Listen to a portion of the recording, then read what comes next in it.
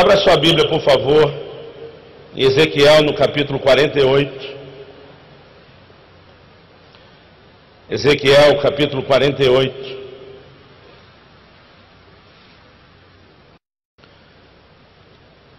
Eu gostaria que você lesse comigo o versículo 11.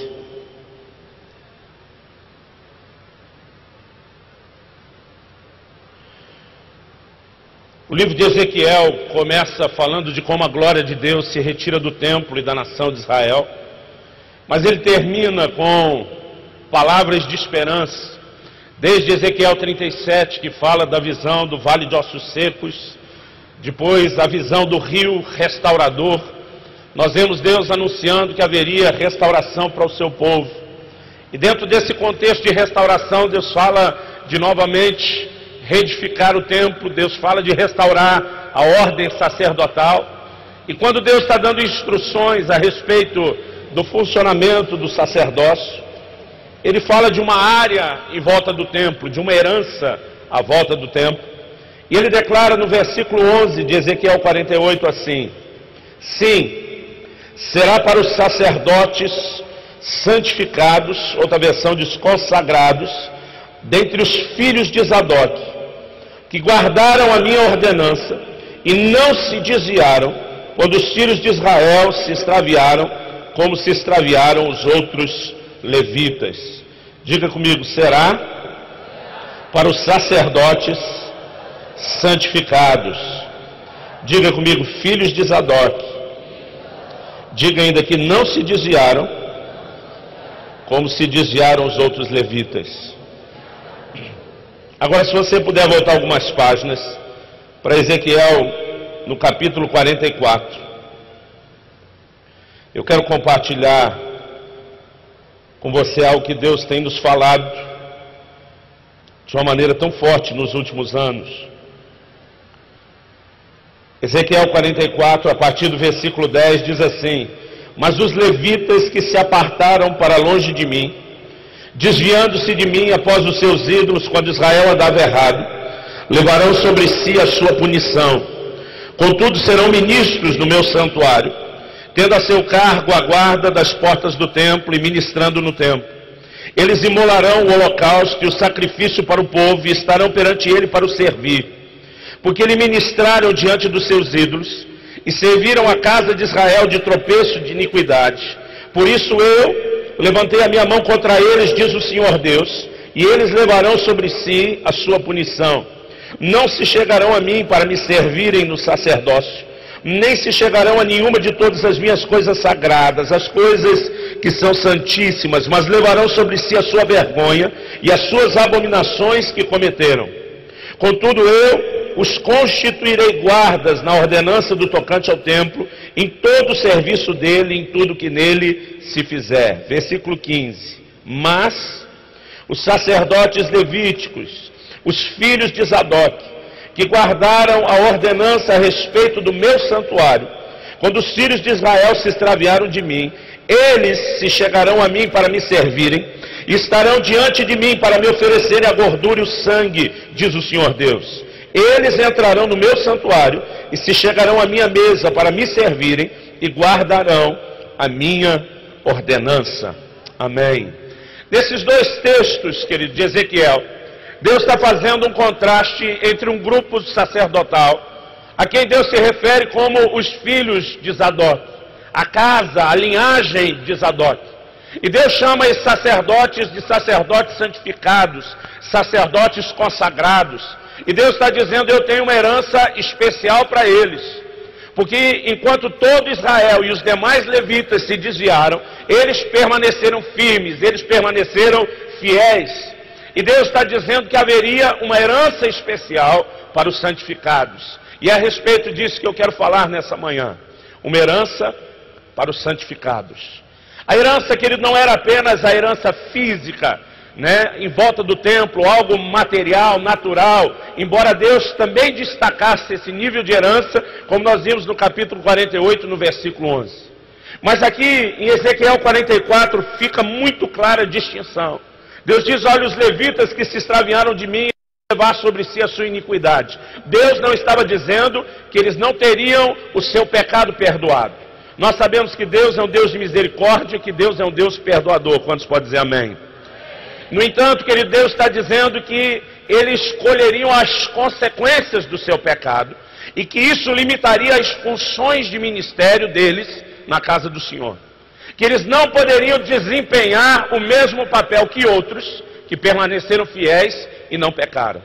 E aqui eu creio que está a grande herança, porque enquanto Deus está dizendo eles podem servir a casa, o templo, eles podem servir as pessoas, Deus diz, eles não se chegarão diante de mim para ministrarem esses levitas que tropeçaram, que erraram.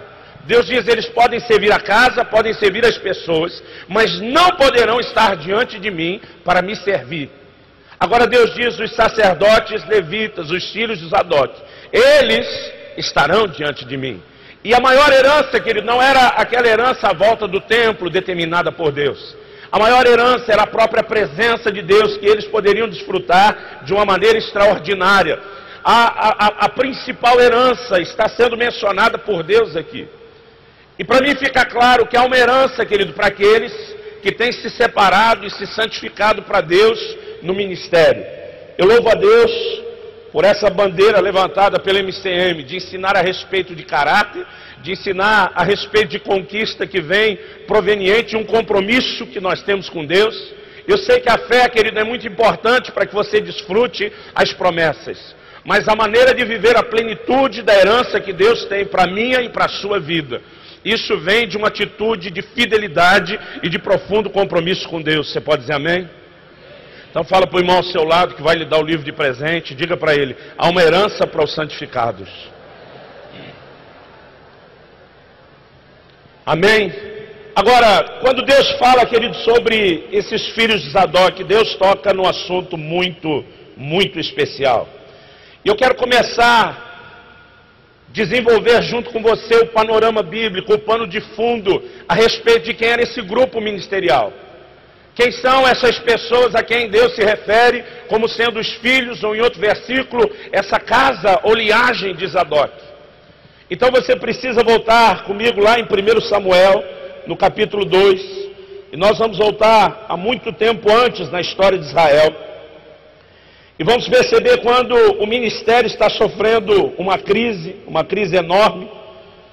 A palavra de Deus fala da casa de Eli como uma casa que se desviou do plano, do propósito, do chamado de Deus. E há uma profecia que tanto é dada contra Eli no sentido de trazer e anunciar juízo, como também nessa mesma palavra a Eli, Deus faz uma profecia a respeito de uma casa firme, de uma casa estável, de que Deus um dia levantaria um padrão ministerial, um padrão sacerdotal, diferente daquele dos dias de Eli. A história que estamos abordando lá em Ezequiel, no período pós-exílio, tanto tempo depois, ela tem início exatamente aqui, em 1 Samuel no capítulo 2, eu quero que você acompanhe comigo a partir do versículo 27. A Bíblia diz assim, veio um homem de Deus a Eli, e lhe disse, assim diz o Senhor, não me revelei na verdade à casa de teu pai, estando eles ainda no Egito, sujeitos à casa de Faraó. Deus está falando de Arão.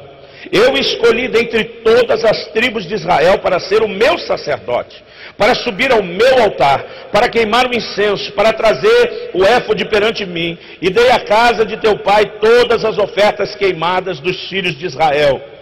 Por que desprezais o meu sacrifício e a minha oferta, que ordenei se fizessem na minha morada? E porque honras a teus filhos mais do que a mim, de modo a vos engordardes do principal de todas as ofertas de meu povo Israel. Portanto, diz o Senhor Deus de Israel, na verdade eu tinha dito à tua casa e à casa de teu pai, que andariam diante de mim perpetuamente. Mas agora o Senhor diz, longe de mim tal coisa, porque honrarei aos que me honram, mas os que me desprezam serão desprezados. Eis que vem dias em que cortarei o teu braço e o braço da casa de teu pai, para que não haja mais ancião algum em tua casa. E tu, na angústia, olharás com inveja toda a prosperidade que hei de trazer sobre Israel, e não há por todos os dias ancião algum em tua casa. O homem da tua linhagem, a que eu não desarraigar do meu altar, será para consumir-te os olhos e para entristecer-te a alma, e todos os descendentes da tua casa morrerão pela espada dos homens. E te será por sinal o que sobrevirá a teus 2 filhos, Ofni e Finéias, ambos morrerão no mesmo dia. Agora preste atenção no versículo 35. Eu suscitarei para mim um sacerdote fiel, diga comigo, sacerdote fiel, que fará segundo o que está no meu coração e na minha mente. Edificar-lhe-ei uma casa duradoura. Outra versão diz uma casa estável. Outra versão diz uma casa firme. E ele andará para sempre diante do meu ungido. Também todo aquele que ficar de resto da tua casa virá inclinar-se diante dele por uma moeda de prata e por um pedaço de pão, e dirá: rogo-te que me admitas a algum cargo sacerdotal, para que eu possa comer um bocado de pão. Querido, isso é uma palavra muito séria. Deus manda um profeta, e isso foi mesmo antes de Samuel ouvir as palavras de juízo contra a casa de Eli. A voz de Deus já vinha sendo liberada nesse sentido, dizendo: eu vou te julgar. A palavra de Deus mostra que os filhos de Eli pecavam de forma grave. 1 Samuel 2,17 diz que era muito grande o pecado deles diante do Senhor. O desprezo pela oferta, a maneira como roubavam a oferta, a maneira como se prostituíam com as mulheres à porta da casa de Deus. E Eli não repreendeu seus filhos. Eli não procurou ordenar e estabelecer a sua casa para funcionar no padrão de ministério que Deus estabeleceu. Havia uma promessa sobre Arão, e essa promessa se estendia a Eli, de que eles permaneceriam para sempre no sacerdócio. Mas agora o homem de Deus chega e diz: olha, embora Deus tenha dito isso, a teu respeito isso não é verdade. Deus vai cortar o teu braço, o braço da casa de teu pai. Deus vai arrancar a sua linhagem do sacerdócio. E Deus não apenas vai tirar vocês, mas Ele vai substituí-lo por um sacerdote fiel.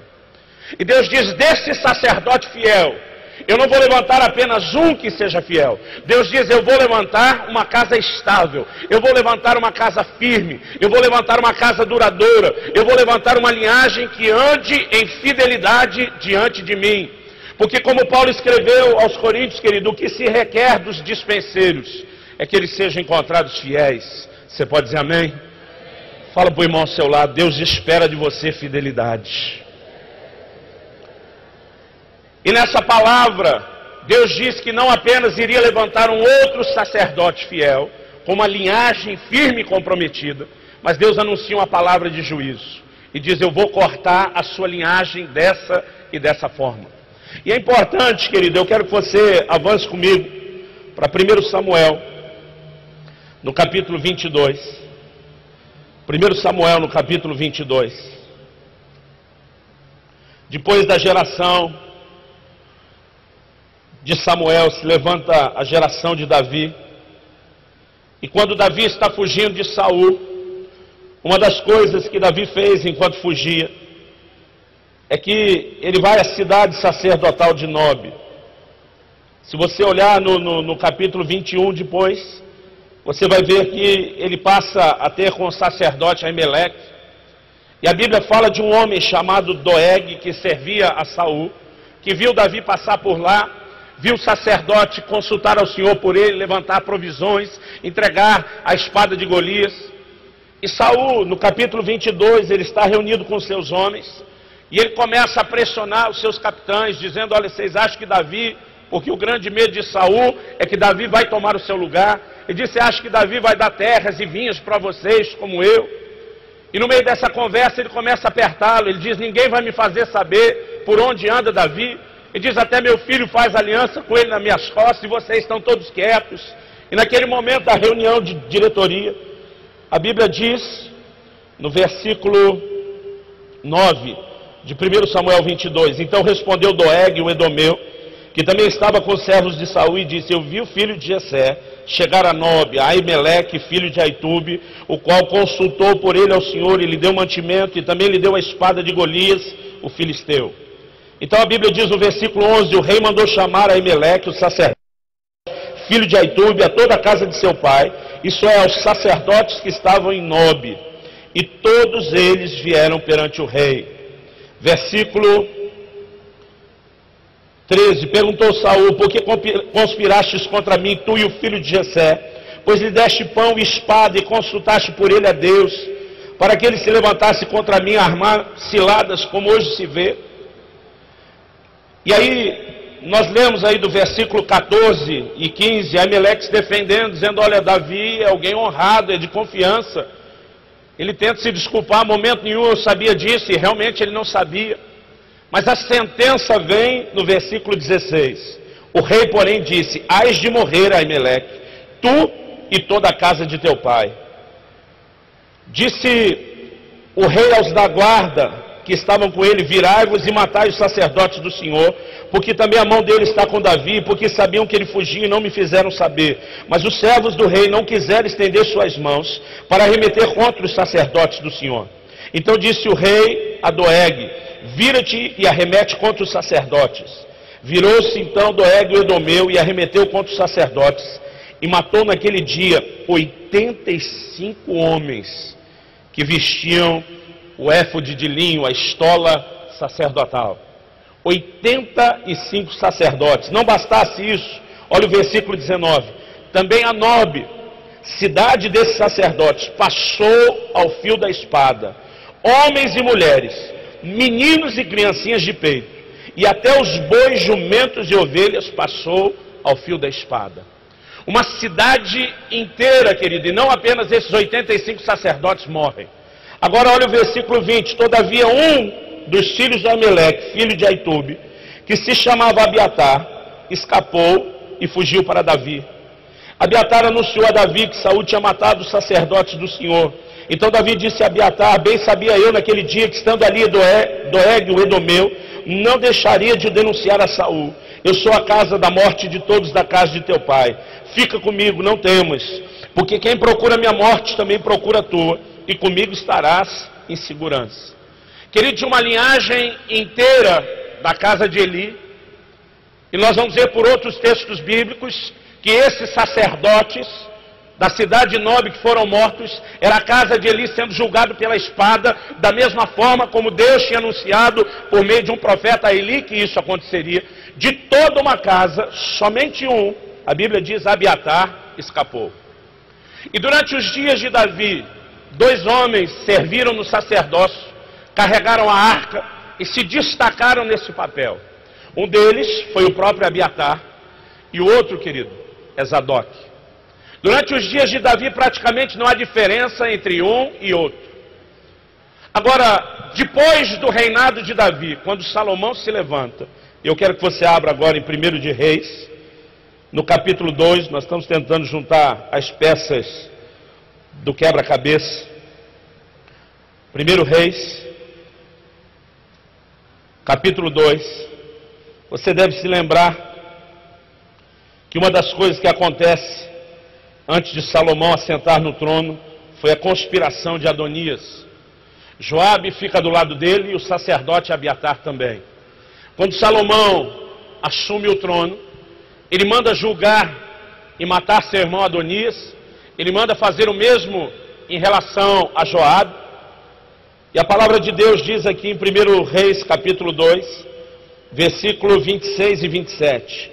Também a Abiatar o sacerdote disse o rei: vai para Anatote, para os teus campos, porque és homem digno de morte. Porém hoje não te matarei, porquanto levaste a arca do Senhor Deus diante de Davi meu pai, e porquanto participasse de todas as aflições de meu pai. Salomão, pois, expulsou Abiatar do sacerdócio, para que não fosse sacerdote do Senhor, assim cumprindo a palavra que o Senhor tinha dito acerca da casa de Eli em Siló. A Bíblia diz que no momento em que Abiatar é expulso do sacerdócio, se cumpre a palavra que Deus havia dito a Eli. Por quê? Deus diz: eu vou cortar a tua casa e teu pai. E diz: os que escaparem da espada, e Deus deu a entender que não seriam muitos, eles vão mendigar por alimento. Significa que eles não teriam mais direito de comer do altar. E toda aquela cidade nobre, aliás, de Eli, é morta, mas Abiatar escapa. Enquanto Abiatar está vivo, querido, a casa de Eli perdura. Mas no dia em que Salomão, o expulsa, a palavra de Deus diz, nesse dia se cumpriu a palavra que o Senhor havia dado a Eli em Siló. Só que a palavra que Deus deu, querido, não era apenas de que ele cortaria o braço da casa de Eli, mas que Deus levantaria um sacerdote fiel. A profecia dizia que haveria de se levantar um sacerdote fiel e que a sua casa permaneceria para sempre diante do Senhor. No dia em que Abiatar é expulso, querido, Zadok assume todas as principais funções do sacerdócio. E na pessoa de Zadok se cumpre a profecia anunciada desde os dias de Eli, de que Deus levantaria um sacerdote fiel.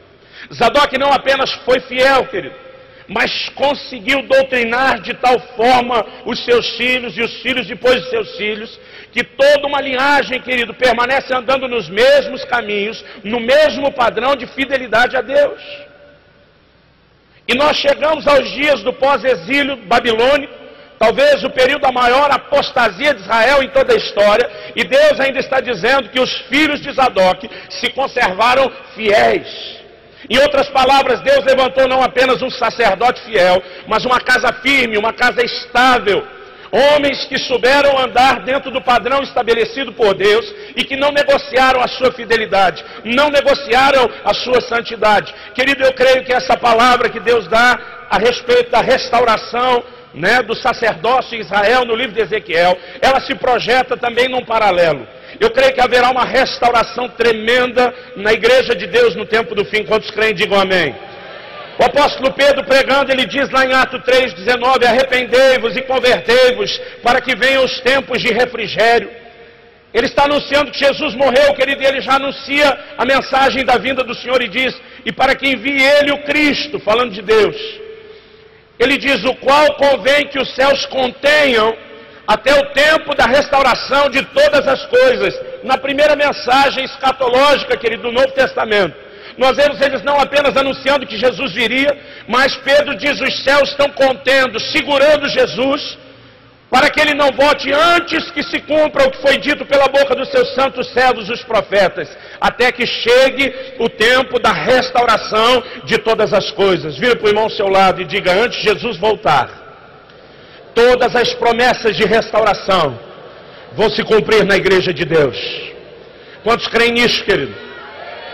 Sabe, querido, eu creio de coração na igreja do Senhor Jesus. Nós podemos estar vendo muita coisa errada, nós podemos ver tanta gente fora do caminho, mas eu quero dizer para você, querido, que o mesmo que Deus disse para Elias ainda está de pé. Deus disse para ele, eu tenho 7.000 profetas que não se curvaram diante de Baal. Eu não me conformo com as pessoas que só olham a banda podre da igreja. Eu quero te dizer, querido, que ainda existe um remanescente. Eu quero te dizer que existe uma semente guardada pelo Senhor. E eu quero te dizer que no tempo do fim, Deus vai levantar uma geração santificada, uma geração comprometida, que vai cumprir o seu papel, que vai preparar o caminho da volta do Senhor. E eu olho para esses filhos de Zadok, querido, eles são a minha inspiração. Eu quero que você rapidamente veja comigo, para alguns podem ser só detalhes técnicos, mas eu acho importante falar disso. Em 1 Samuel, no capítulo 14, no versículo 3, a Bíblia fala da linhagem de Eli. Diz assim, e Aíja, filho de Aitube, irmão de Cabô, filho de Finéias, filho de Eli, sacerdote do Senhor em Siló, trazia o éfode, ou a estola, e o povo não sabia que Jonatas tinha ido. Quando a Bíblia está falando dessa linhagem toda de Eli que morreu, ela traça o perfil e vai dizendo quem era filho de quem, até chegar em Eli. Então nós vemos que a geração de Abiatar, ela era da linhagem de Eli. E por isso precisou se cumprir nele aquela palavra. Mas há algo interessante, querido, a respeito de Zadok. Em 1 Crônicas, primeiro livro de Crônicas, no capítulo 6,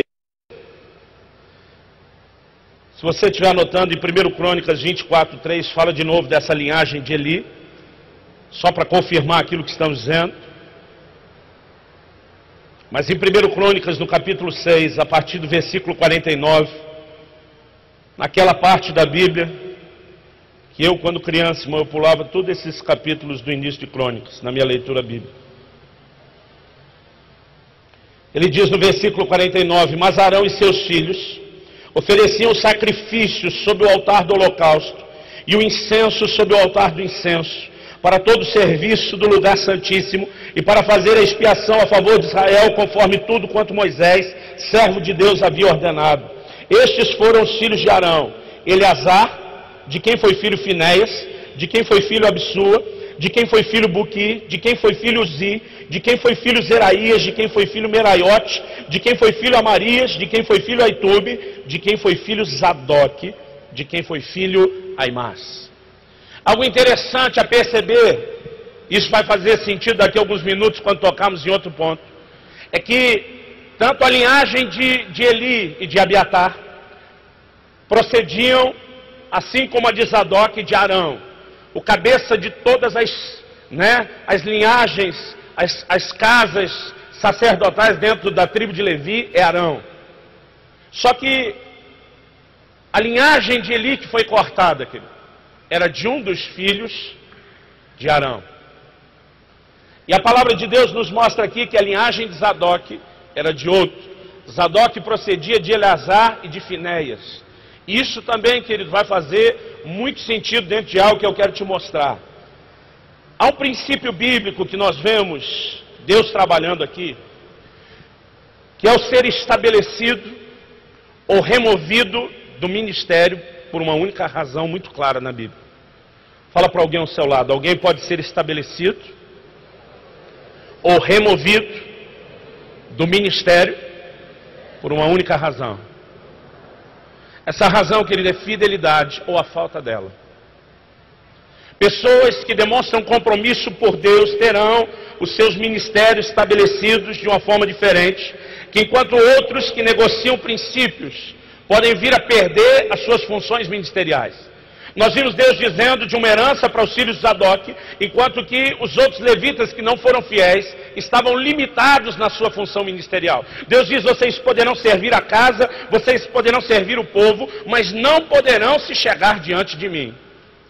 Então, o nível daquilo que eu e você vamos experimentar, querido, eu quero te declarar nessa manhã, não tem a ver apenas com a dimensão do seu chamado, mas tem a ver com a dimensão da sua resposta ao Deus que te chamou, do seu compromisso ou não com Ele. Você já parou para se perguntar por que Deus levantou a tribo de Levi para o sacerdócio? Quando você olha tudo que Deus está falando, querido, mesmo com Moisés e Arão, desde lá do monte, existe menção até sobre o sacerdócio, mas não existe menção de uma tribo sacerdotal. Momento nenhum Deus fala a respeito disso com clareza antes, dizendo: olha, já há uma tribo escolhida. Embora é claro que no coração de um Deus presciente tudo isso estivesse determinado.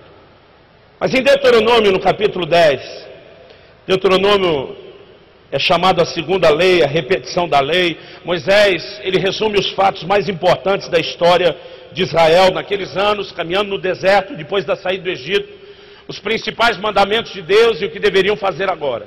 E nessa recapitulação, Moisés faz a seguinte afirmação no capítulo 10 e no versículo 8 de Deuteronômio. Ele diz: por esse tempo, o Senhor separou a tribo de Levi para levar a arca da aliança do Senhor, para estar diante do Senhor servindo e para abençoar em seu nome até o dia de hoje. Por esse tempo escolheu o Senhor a tribo de Levi. Ele anuncia um momento específico na história de Israel, onde a tribo de Levi é separada. Qual é esse momento, querido? Se você ler o capítulo 10 e os capítulos anteriores e o que vem depois, Moisés está falando exatamente do momento entre a primeira vez que ele sobe ao monte e passa os 40 dias diante do Senhor, a segunda vez que ele sobe ao monte, mais 40 dias, recebendo de Deus a lei e os 10 mandamentos. O que aconteceu no intervalo de uma subida e outra? Moisés desce do monte com as tábuas da lei na mão. Se você puder, volte comigo para Êxodo 32. E quando Moisés desce, na verdade já antes de descer, Deus fala com ele: olha, o teu povo que você tirou do Egito se corrompeu. E nós enxergamos aqui no relato bíblico, versículo 25, nos anteriores, a Bíblia diz que Moisés quebrou as tábuas da lei, essa é a razão pela qual ele tem que subir segunda vez ao monte. Mas no versículo 25, A Bíblia diz: quando, pois, Moisés viu que o povo estava desenfreado, porque Arão o havia desenfreado para escárnio entre os seus inimigos, pôs-se em pé à entrada do arraial e disse: quem está ao lado do Senhor, vem a mim. Ao que se juntaram a ele, quem?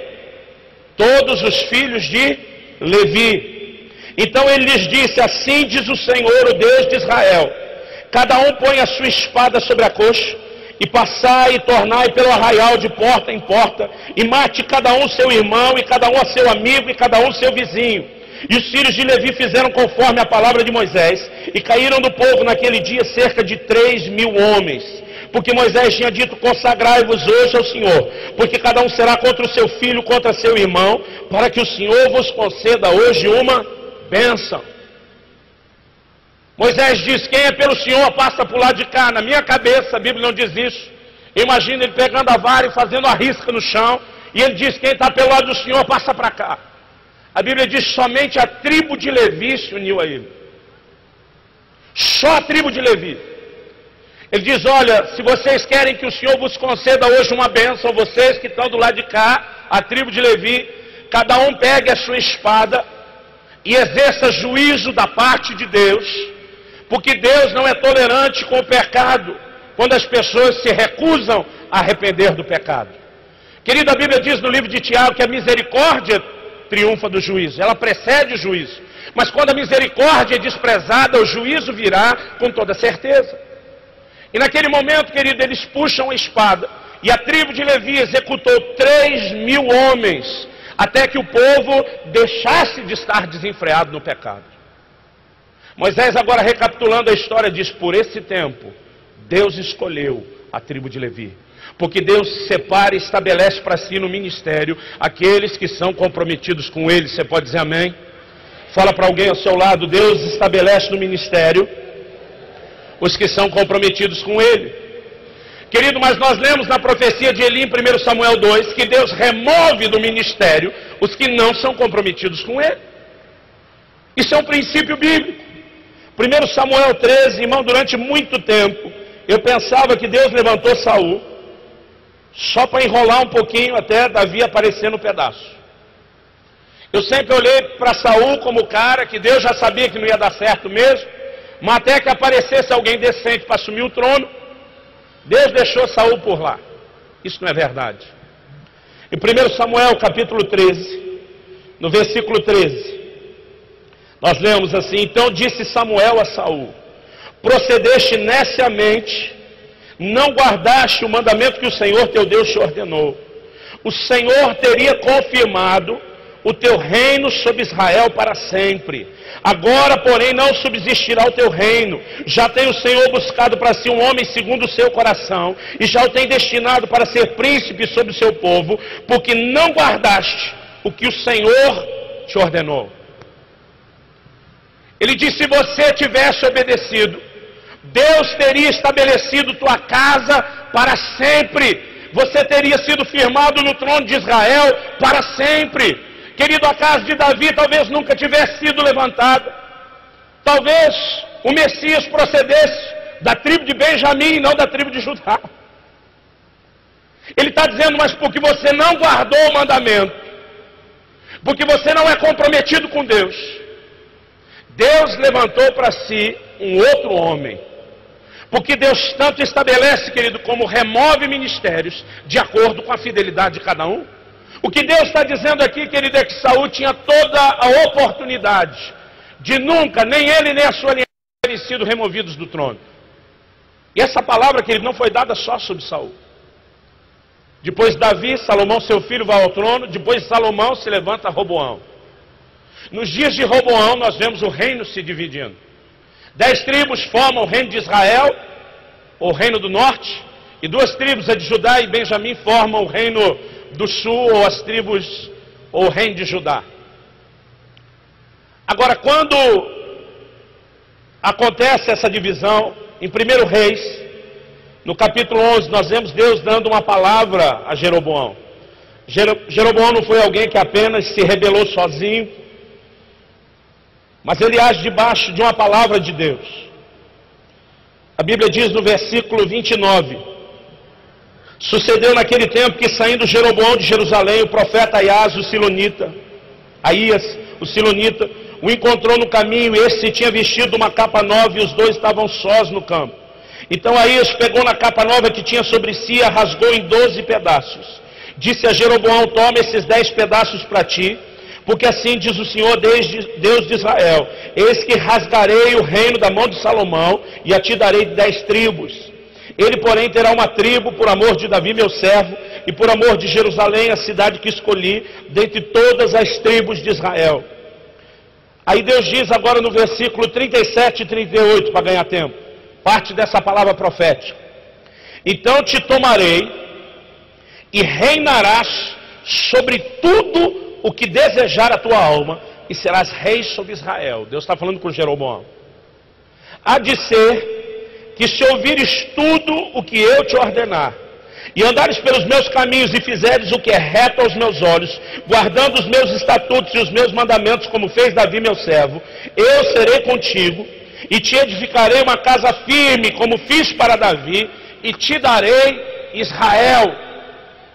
Irmão, preste atenção no que Deus está falando a Jeroboão, que não procede nem da linhagem de Davi, nem de Saul. Se você andar no meu caminho, se você fizer o que é reto aos meus olhos, se você me obedecer, eu vou edificar uma casa firme, eu vou firmar o seu trono para sempre. A única condição que Deus sempre estabelece, que Deus definiu para que alguém seja enraizado, estabelecido, bem firmado no ministério, é: me obedeça, seja comprometido comigo, seja fiel.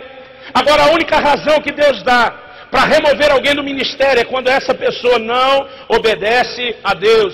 E Jeroboão, que ele se desencaminhou, se corrompeu logo, e Deus já começa a levantar os profetas dizendo: você e a sua casa serão julgados por causa disso e serão removidos.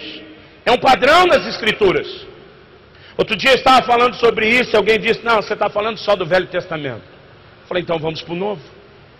Apocalipse começa dizendo do Senhor Jesus no meio dos candeeiros, e a Bíblia diz que os candeeiros são as igrejas. Aí o Senhor fala ao anjo, ao mensageiro da igreja de Éfeso. Eu creio, querido, na visão de trabalharmos com equipe ministeriais. Eu creio no ministério de equipe coletivo. Mas a Bíblia diz que há um que é o responsável diante de Deus pela vida da igreja e pela vida do rebanho. Há um que Deus define como o mensageiro, aquele responsável, portanto, levar a palavra de Deus àquele povo em específico, como de responder diante de Deus por aquele povo. E o anjo do Senhor diz a João: olha, manda uma carta para o mensageiro da igreja de Éfeso, e diz para ele: é melhor você se arrepender, porque se você não se arrepender, eu virei brevemente contra ti, e removerei do seu lugar o seu candeeiro. O que Deus está dizendo no Novo Testamento, nos dias da graça? Ou você se arrepende, ou eu tiro o candeeiro, a igreja que eu lhe confiei. Porque alguém é estabelecido, querido, ou removido do ministério, na proporção da fidelidade a Deus ou da falta dela. Isso não é apenas um conceito, é uma doutrina bíblica, que está respaldada em toda a Escritura. Agora, por que eu estou dizendo isso, querido? Porque nós precisamos entender a necessidade de que, como servos do Senhor, e mesmo, querido, que talvez você diga: eu não sou um pastor, eu não sou um grande líder de coisa nenhuma na minha igreja. Querido, você é alguém chamado de Deus para a sua vida. Não importa em que área você vai funcionar. E nós precisamos entender, querido, que o ministério deve ser exercido debaixo de temor e de um zelo de santidade. Fala para o irmão para quem você vai dar o livro de presente. Fala para ele: zelo de santidade. Irmão, se isso não funcionar, eu não sei o que funciona com os livros. Abra rapidamente em Números, no capítulo 25. Irmão, você deve se lembrar desse momento tão triste e terrível na história de Israel.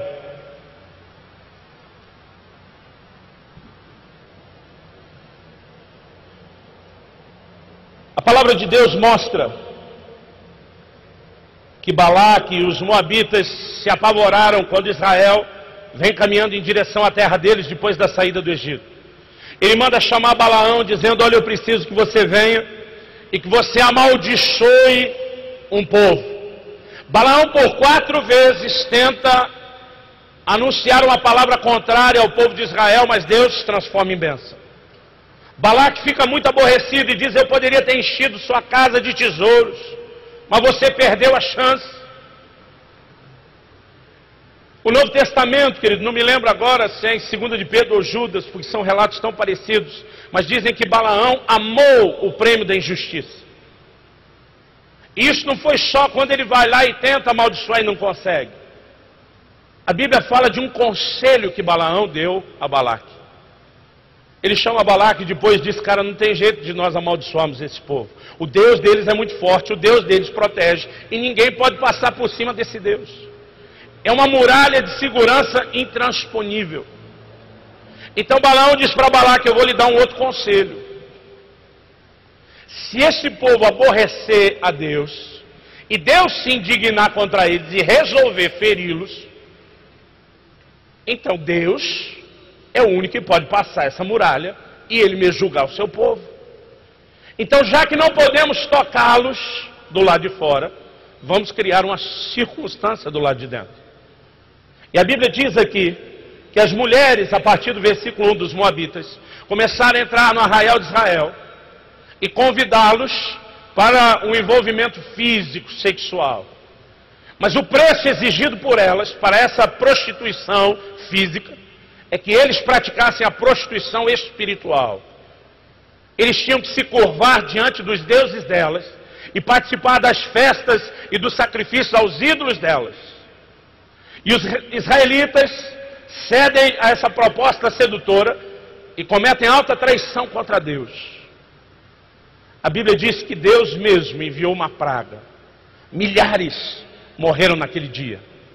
O que acontece, querido, é muito triste, mas eu quero que você veja comigo, a partir do versículo 1, ora, Israel demorava-se em Sitim e o povo começou a prostituir-se com as filhas de Moabe. Lá na frente, você vai encontrar a explicação que foi o conselho de Balaão. No capítulo 31, pois elas convidaram o povo aos sacrifícios dos deuses, e o povo comeu e inclinou-se aos seus deuses, porquanto Israel se juntou a Baal-Peor, a ira do Senhor acendeu-se contra ele. Disse, pois, o Senhor a Moisés: toma todos os cabeças do povo, enforca-os ao Senhor diante do sol, para que a grande ira do Senhor se retire de Israel. Então Moisés disse aos juízes de Israel: mate cada um seus homens que se juntaram a Baal-Peor. Você já viu essa cena antes? Exatamente a mesma coisa que acontece quando a tribo de Levi é separada. Versículo 6: eis que veio um homem dos filhos de Israel e trouxe a seus irmãos uma midianita, à vista de Moisés, à vista de toda a congregação dos filhos de Israel, enquanto estavam chorando à porta da tenda da revelação. Irmão, esse camarada era abusado demais. O povo já chorando em arrependimento, Moisés dando ordem de estabelecer juízo, e a Bíblia diz que o israelita traz uma midianita para uma festinha com seus irmãos, na frente de todo mundo. E a palavra de Deus diz assim, versículo 7, vendo isso, Finéias, filho de Eleazar, filho do sacerdote Arão, levantou-se do meio da congregação e tomou na mão uma lança. Foi após o israelita e, entrando na sua tenda, os atravessou a ambos, ao israelita e à mulher pelo ventre. Então a praga cessou de sobre os filhos de Israel. Ora, os que morreram daquela praga foram 24.000. Então disse o Senhor a Moisés, preste atenção nisso, Finéias, filho de Eleazar, filho do sacerdote Arão, desviou a minha ira de sobre os filhos de Israel, pois foi zeloso com o meu zelo no meio deles, de modo que no meu zelo não consumiu os filhos de Israel. Portanto dize, eis que lhe dou, a quem? A Finéias, eis que lhe dou a minha aliança, o meu pacto de paz. Será para ele, para a sua descendência depois dele, o pacto ou aliança de um sacerdócio perpétuo, porquanto foi zeloso pelo seu Deus e fez expiação pelos filhos de Israel. Querida, essa palavra ela tem um peso maior do que normalmente mensuramos. Quando Deus levanta Zadok como cumprimento daquela palavra de um sacerdote fiel, Zadok é da linhagem de quem? De Finéias. Nos dias do pós-exílio, querido, há um sacerdote que se destaca mais do que todos os outros, Esdras. De que linhagem é Esdras? De Finéias e de Zadok. Essa palavra que é dada por Deus, querido, é muito, muito séria. E Deus está dizendo, eu faço uma aliança com você, Finéias. Eu te dou o sacerdócio perpétuo. O que Deus estava dizendo, gente, como Eli, a sua casa até podem ser cortados e removidos, mas a sua linhagem jamais será removida. Porque, querido, aqueles que andam em fidelidade diante de Deus serão firmemente plantados, serão firmemente estabelecidos na casa do Senhor. Seus ministérios jamais serão removidos. Dito isso, querido, cabe-nos terminar com o seguinte: eu creio num Deus de restauração. Eu creio num Deus de novos começos. Eu creio que pessoas, querido, mesmo como Manassés na Bíblia, eu nunca perdoaria Manassés, pastor José Rodrigues, depois de tudo que aquele rei endemoniado fez.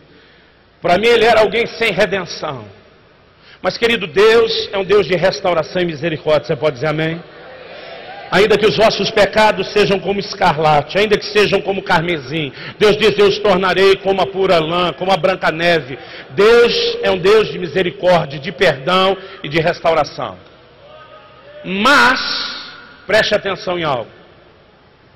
Muitos de nós temos caminhado de uma forma errada debaixo do conceito de perdão e restauração. Eu quero te dizer nessa manhã, querido, que é melhor não pecar do que pecar e ser restaurado. Há alguns que já pecam planejando a restauração posterior. Mas Deus perdoa, depois a gente dá a volta por cima, depois a gente conserta. Irmão, quando eu era criança, é impressionante como logo cedo você pode desenvolver essa malandragem cristã. Eu muitas vezes fazia coisas erradas, pensando, depois eu peço perdão para Deus.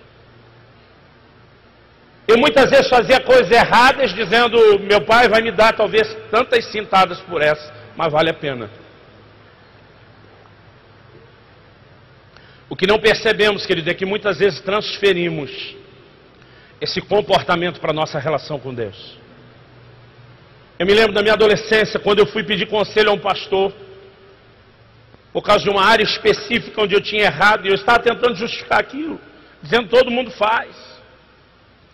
E eu falei para ele, eu sei que isso é errado, mas eu também fui ensinado desde criança a acreditar no perdão de Deus. Se confessarmos os nossos pecados, Ele é fiel e justo para nos perdoar, nos purificar de toda injustiça. E ele me contou uma história, querido, tão infantil, que chegou a beirar o ridículo. Eu fiquei com raiva enquanto ele contava aquela história. Eu dizia, será que ele acha que eu sou criança? Mas por incrível que pareça, aquela história abriu os meus olhos. E diz, Luciano, tinha um menino, lá no sul a gente chama de piá. Tinha um moleque, um guri, que era daqueles, hoje a gente não diz mais levado à breca, nem usa aquelas palavras erradas, encapetado. A gente diz hiperativo, né, irmãos? Tinha um menino desse desenfreado, ligado no trifásico. Mas ele era, esse pastor me contou, um menino assim muito desses narcisistas, gostava demais de si. A mãe tinha mandado fazer um pôster. Isso hoje é coisa normal, mas há um tempo atrás que ele tem uma ampliação de uma foto, era privilégio de muito poucos. A mãe mandou fazer um pôster dele mesmo, colocar no quarto, e ele quase se adorava ali. Ele passava, às vezes, um bom tempo, né, olhando, apreciando aquela foto. Um dia, a mãe, perdendo o controle sobre o menino, chamou e disse, se você continuar me desobedecendo, eu vou mexer no que você mais gosta. No seu pôster. Eu vou tocar na sua vaidade. Cada vez, a partir de agora que você me desobedecer, eu vou pegar uma taxinha. Eu não sei se todo mundo conhece como taxinha, percevejo, aquele negócio de pregar recado no mural. Ela diz, eu vou pregar no seu rosto. E ele não deu bola porque a mãe falou. Um dia ele entra no quarto para se contemplar e já quase não vê mais o rosto dele de tanta taxinha. E aquilo de repente fez cair a ficha do menino. Eu tenho feito tudo isso contra a minha mãe o tempo todo, e bateu aqui 10 minutos de arrependimento no coração do filho. E ele procura a mãe e diz, mãe, foi mal. E mãe, é uma coisa assim impressionante. Ele chora, pede perdão, e é óbvio que a mãe perdoa. E a mãe disse, tá bom filho, nós vamos começar tudo de novo a partir de agora. E ela foi lá e tirou todas as taxinhas do quadro. Mas aquele pastor olhou para mim e disse, mas o pôster ainda continua cheio de furos. Irmão, quando ele falou aquilo, parece que a mensagem entrou que nem uma bomba dentro de mim. Eu quero te dizer algo, querido. Todos os seus pecados, dos quais você se arrepender, Deus irá lhe perdoar. Mas consequências de tudo o que você fez, mesmo tendo sido perdoado, ficarão. Alô? Vire para o irmão ao seu lado e diga, é melhor não pecar do que pecar e ser restaurado depois. Deixa eu te dar a base bíblica porque eu estou falando. Segundo Samuel, capítulo 12. Natã vai ter com Davi e o profeta descortina o pecado que ele cometeu. De acordo com a lei de Moisés, Davi teria que morrer apedrejado pelo que fez. Mas uma janela de graça se abre, querido, na revelação do Velho Testamento. E Natã diz para Davi, o teu pecado foi perdoado, você não vai morrer. Eu acho que é a hora que Davi dá um suspiro, oh glória! Mas depois de dar a boa notícia, teu pecado foi perdoado, você não vai morrer. O que Natã diz para Davi? Mas, o que você fez com a mulher do cara em oculto, vou fazer com as tuas à luz do dia. Teu pecado foi perdoado, você não vai morrer, mas a espada dos amonitas jamais se apartará da tua casa. Irmão, a vida de Davi vira um inferno depois disso. Você olha a casa de Davi, é confusão atrás de confusão. E a espada perseguiu. Na minha conta deve ter levado em torno de 11 anos para que isso acontecesse. Talvez Davi até pensou que tinha se safado. Mas um dia Absalão, numa revolta, manda trazer as concubinas de Davi, arma uma tenda no palácio, em público, e traz as concubinas de Davi, uma a uma, para humilhá-las em público. Irmão, eu quero te dizer o seguinte, o mesmo profeta que veio anunciar, teu pecado foi perdoado, você não vai morrer, porque Deus, querido, é um Deus de bondade, é um Deus de misericórdia, e nós temos que ser gratos por isso. Ele diz, no entanto, as consequências virão. Ah, pastor, isso é a mensagem do Velho Testamento, então vamos para o Novo. Atos capítulo 9, Saulo acabou de se converter, Deus envia Ananias, e Ananias vem com a palavra profética. E diz, olha, Deus manda te dizer, você vai ser testemunha dele diante de reis, diante de gentios. Mas tem uma coisa que Deus mandou te dizer, amigão. Eu lhe mostrarei o quanto importa padecer pelo meu nome. O que Ananias está dizendo? Cara, Deus te perdoou de ter perseguido a igreja, de ter trazido tanto sofrimento a tanta gente. Mas agora você vai ver o que é bom. O que você plantou ainda terá consequências sobre sua vida. E você olha para Paulo, parece que ele tinha o dom do para-raio. Aonde ele vai é confusão, é as coisas acontecendo, porque sementes foram plantadas. E ainda que ele houvesse sido perdoado por Deus, tudo o que fazemos deixa um rastro de consequências. Irmãos, é uma mensagem vinda do trono de Deus, um grito do coração de Deus, buscando sacerdotes fiéis, buscando homens e mulheres comprometidos com Ele. Eu não estou pregando, querido, você viver o orgulho de um fariseu de justiça própria, não é isso. Mas nós precisamos ser comprometidos com Deus e andar em fidelidade a Ele. Você pode me dizer amém, alguma coisa do gênero? Irmãos, a coisa está tão fácil hoje em dia. As pessoas no ministério estão fazendo o que querem. E alguns ainda marcam tempo para voltar. E diz que tem que ser logo. Porque eu já fui perdoado, aleluia. Eu para alguns digo aleluia e um tapa na sua orelha, camarada. Irmão, eu não estou banalizando, eu não quero pôr peso de culpa e condenação sobre ninguém, porque isso é ministério do diabo. Se você pecou, se arrependa, clama a misericórdia de Deus. Eu quero te dizer, haverá misericórdia para você. Mas preste atenção, principalmente você que não fez besteira.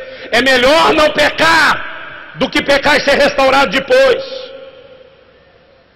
Irmãos, há pecados que cometemos que eles diminuem a nossa herança em Deus, ainda que sejamos perdoados. Você sabia disso? Abra sua Bíblia, por favor, em Números, no capítulo 20. Nós já vamos terminar. Números, capítulo 20. Fala para o irmão ao seu lado, não esquece meu livro.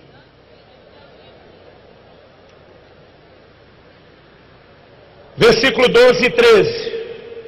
Pelo que o Senhor disse a Moisés e Arão: porquanto não me crestes a mim para me santificar diante dos filhos de Israel, por isso não introduzireis essa congregação na terra que lhes dei. Essas são as águas de Meribá, porque ali os filhos de Israel contenderam com o Senhor, que neles se santificou. Deus diz a Moisés e Arão: vocês vão diante da rocha, e vocês vão falar à rocha para que ela dê água. A Bíblia diz que Moisés não obedeceu à voz do Senhor, e ele foi e feriu a rocha. E feriu segunda vez. Porque muitas vezes, querido, quando a coisa está funcionando, a gente insiste, mesmo em caminhos errados. Eu tenho visto muitos ministérios se tornaram lei para si mesmos. Eles olham resultados e acham que isso é o aval de Deus para tudo que estão fazendo. Eu quero te dizer, isso não é verdade. Ainda que Moisés estivesse desobedecendo a Deus, a água jorrou, o povo foi tocado, mas Deus chama Moisés e Arão para a conversa e diz: negócio seguinte, vocês não me honraram, agora vocês não vão introduzir o povo na terra da promessa, por conta desse pecado. Moisés insiste, Moisés clama: me deixe entrar na terra. Deus diz: não toque mais no assunto. Agora não é só isso, querido. Olhe comigo os versículos 22 a 24 na sequência. Então partiram de Cádiz e os filhos de Israel e a congregação toda e chegaram ao Monte Or. E o Senhor falou a Moisés e Arão no Monte Or, nos termos da terra de Edom, dizendo: Arão será recolhido ao seu povo, porque não entrará na terra que dei aos filhos de Israel, porque porquanto fostes rebeldes contra a minha palavra no tocante às águas de Meribá. Os versículos seguintes nos mostram que Deus manda Moisés, Arão e seu filho Eleazar subirem ao monte. Deus diz a Moisés: tira as vestes sacerdotais de Arão, põe sobre Eleazar, porque Arão vai morrer agora. Passou a veste, pum, morreu. Deus diz: não entra na terra, não vive mais a partir de hoje, porque me desobedeceu. Irmão, todos sabemos que Arão e Moisés estavam salvos. A Bíblia só faz a menção da história de Balaão, e pula comigo para Números 27. Depois disse o Senhor a Moisés: sobe a esse monte de Abarim, e vê a terra que tenho dado aos filhos de Israel. Tendo-a visto, serás tu também recolhido ao teu povo, assim como foi teu irmão Arão. Porquanto no deserto de Zim, na contenda da congregação, fostes rebeldes à minha palavra, não me santificando diante dos seus olhos no tocante às águas. Essas são as águas de Meribá de Cádiz, no deserto de Zim. Deus diz: teu irmão foi para a glória e agora você vai. Nenhum de vocês continua o ministério. Nenhum de vocês entra na terra de Canaã, porque vocês me desobedeceram. Eles não foram removidos do ministério, mas tiveram a herança ministerial encurtada por causa do pecado. Irmão, eu quero lhe garantir nessa manhã: é melhor não pecar do que pecar e ser restaurado. Deus está atrás de uma geração como Finéias, neto de Arão, tomado de zelo pelo Senhor. Tomado de zelo para o Senhor, dizendo: nós não vamos tolerar o pecado, nós não vamos continuar brincando de igreja, nós não vamos ser levianos no ministério, nós vamos ser parte de uma casa firme que Deus prometeu levantar. Nós seremos assim como Abraão tinha uma linhagem espiritual, nós teremos uma linhagem semelhante a essa casa de Zadok. Porque são esses, querido, que vão cumprir o plano e o propósito de Deus para as suas vidas. Você pode dizer amém? Por favor, coloque-se em pé.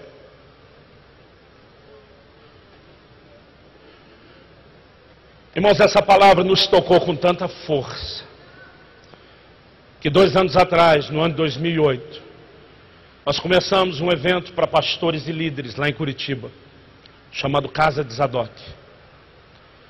Nós chamamos de seminário para ministérios comprometidos.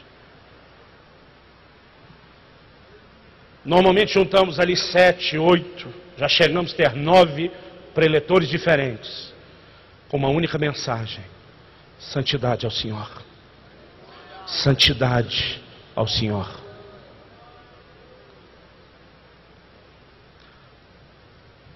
Sabe, querido, eu estou dizendo que tem que haver no nosso coração zelo de santidade. Eu não estou dizendo que nenhum de nós vai alcançar um nível onde você não está sob risco. A Bíblia diz: o que está em pé, cuide para que não caia. A Bíblia diz: se o teu irmão tropeçar e você for socorrê-lo, cuide para que você mesmo não seja tentado. Irmão, não quero jogar pedra em quem tropeçou e caiu. Essas pessoas precisam do nosso amor, precisam da nossa misericórdia. Mas tanto elas, querido, como toda uma geração que ainda não fez bobagem, precisa ser despertado para o fato de que nós temos que levar as coisas com Deus a sério. Jesus diz: é melhor você amarrar uma pedra no pescoço e se lançar lá no fundo das águas do que fazer um dos meus pequeninos tropeçarem. Jesus diz: é impossível que não venham escândalos, mas ai daqueles por meio de quem vier. Eu tenho muitas vezes dito a Deus chorando: Deus, você é presciente, você conhece tudo. Se um dia eu não for mais segurar a onda, se o Senhor sabe que a corda vai arrebentar para o meu lado, eu lhe imploro, me mata antes, me leva antes. Eu abro mão de longevidade e qualquer outro direito. Eu só não quero fazer besteira. Irmão, nenhum de nós vai andar em vitória porque decidiu ser melhor do que os outros. Nós não somos melhores do que ninguém. Mas nós precisamos nos lançar desesperadamente aos pés do Senhor, nos agarrar a Ele, clamando por misericórdia. A Bíblia diz: ora, aquele que é poderoso para nos guardar de tropeçar. Você não vai deixar de tropeçar porque é melhor, mas porque há alguém que pode te fortalecer para isso. Quando tropeçamos é porque deixamos de buscar os recursos dele. Precisa haver no nosso coração zelo de santidade. E eu gostaria que nós terminássemos orando essa manhã, querido, em arrependimento diante de Deus. Eu tenho andado e viajado por esse Brasil e alguns outros países já há muito tempo.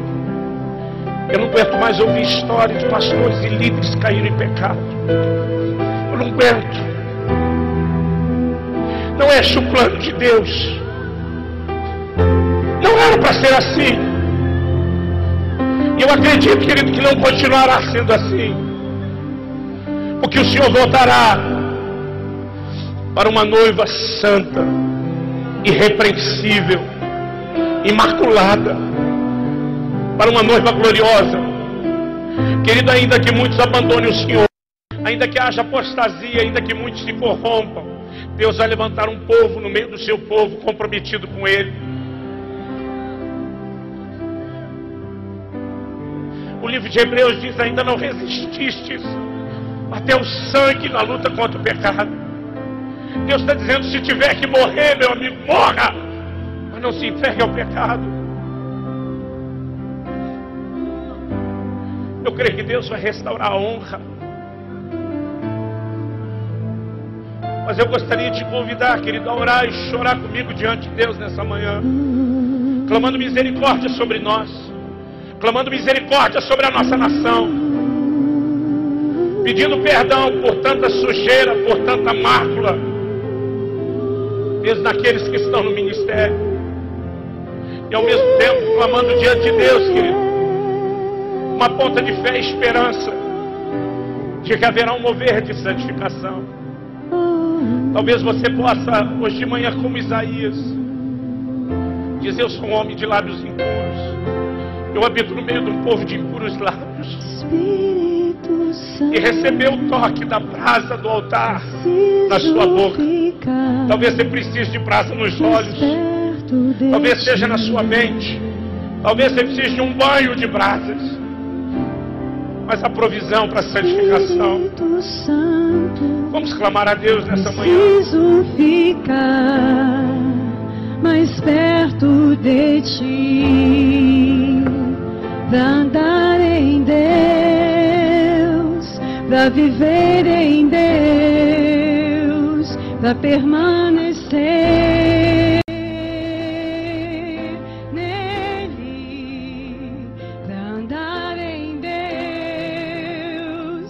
viver